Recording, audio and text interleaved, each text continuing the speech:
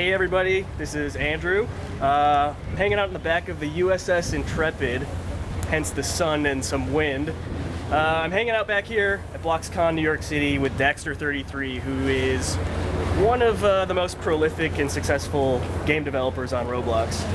So, just kind of want to talk to you a little bit about what's going on today, what you've been doing on Roblox in the past. How's BloxCon today been so far for you? I've signed a couple autographs. Sometimes I turn my badge around so I don't get attacked by fans, but that's okay because you guys are great.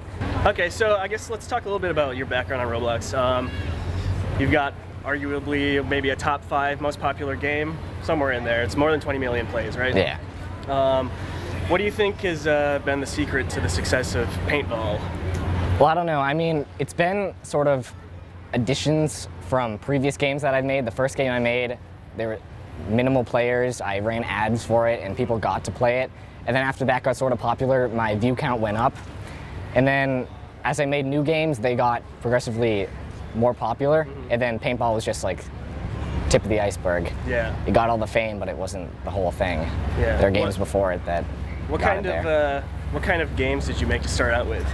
I stuck to the style of first-person shooters. Like I had a series called Urban Warfare in the beginning in like 2009, and those were first-person shooters, very basic but advanced technology for the time of Roblox. Like raycasting was very hard to get your hands on because there wasn't the built-in raycast method. Okay. Then after that I did laser tag. I had 3 laser tag games, laser tag 1, laser tag 2, and then before that I had another one which used paintball projectiles instead of raycasting.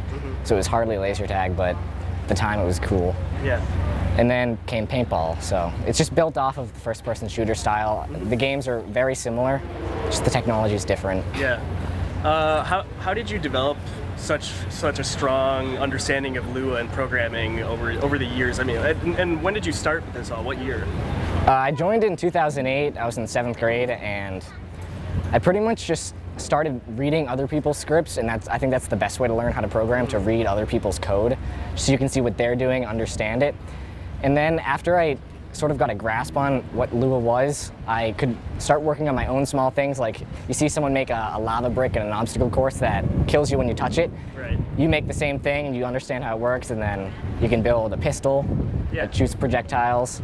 And I guess that's sort of how I got into programming in general. Like I take computer science classes at my school, but if it wasn't for Roblox, I would never have even known what programming was. Yeah. So what kind of things did you deconstruct to look at the scripts behind it? Was it like a model? Was it someone else's game? What do you think was the most effective thing to look at? I think the built-in tools in the starter game objects in the toolbar that you get when you're doing like a brick battle or something. Yeah.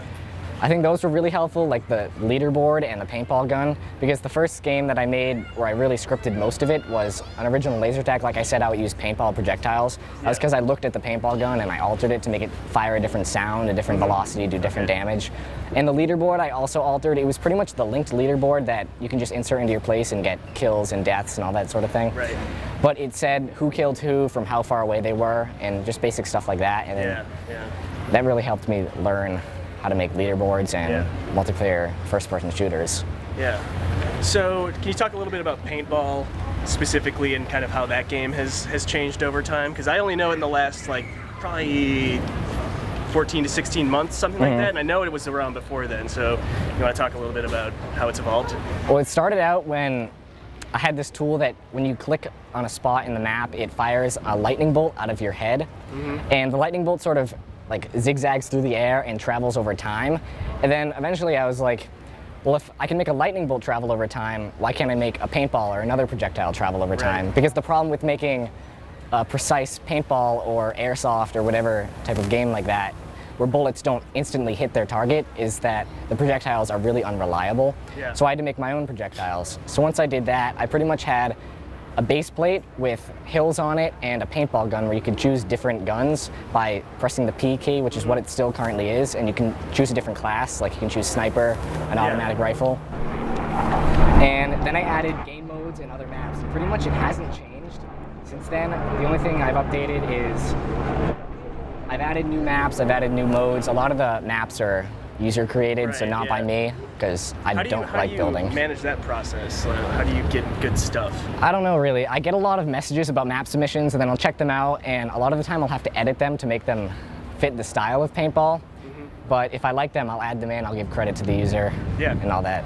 Yeah, it seems like a really good idea because Yeah. you keep getting this variety without having to, put all the time into it yourself. So I built like 2 or 3 of the maps, and they take a while, and I'm not a huge fan of building. I'm more of a scripter, so it's easier on me.